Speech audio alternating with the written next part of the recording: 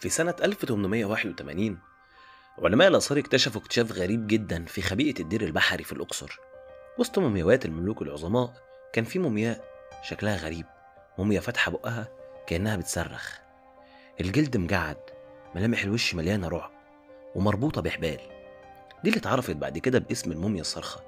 لكن ليه شكلها كده؟ وازاي وصلت للحالة دي؟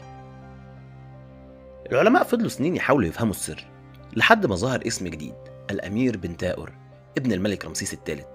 الروايات التاريخية قالت إن الأمير ده كان جزء من أكبر مؤامرة في تاريخ مصر القديمة، مؤامرة الحريم الملكي.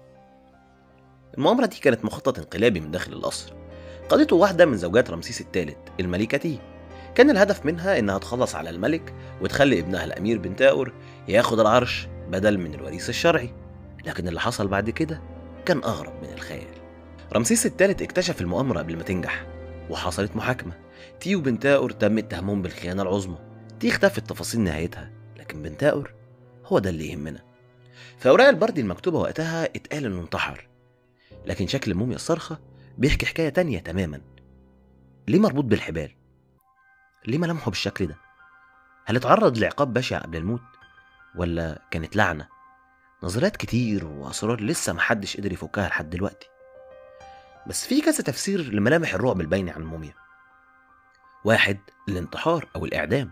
لو فعلا هو بنتاور فممكن يكون مات بطريقة مؤلمة جدا، يمكن سم أو اختناق، جثته ما خدتش التحنيط الملكي الكامل، وده كمان جزء من العقوبة.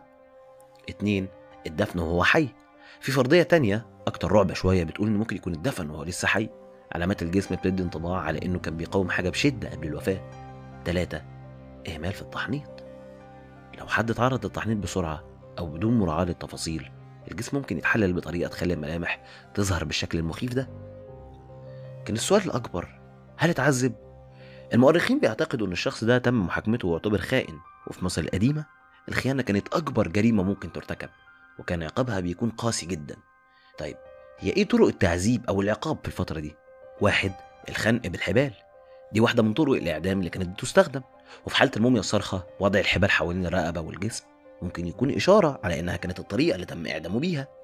اتنين، الدفن بلا تحنيط. واحدة من أكبر العقوبات اللي كانت بتعبر عن العار إن الشخص يتم دفنه بدون تحنيط، وده غالبا كان بيحصل للشخص اللي بيتم وصمه بالخيانة أو العار. الموميا الصارخة اتلفت بجلد الغزال بدل الكتان الملكي، وده كان رمز للنبذ.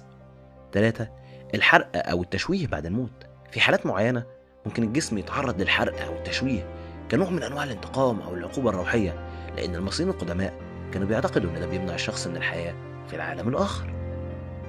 بس الغريب إن قصة مؤامرة الحريم الملكي ما انتهتش هنا.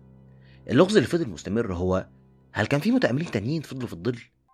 هل الحريم الملكي كانوا مجرد أدوات في مؤامرة أكبر؟ وهل الموميا الصارخة هي الضحية الوحيدة؟ ولا في قصص تانية مدفونة لسه مستنية حد يحكيها؟ كان معاكم أدهم أمين، ودي حدوتة قبل النوم. تصبحوا على خير.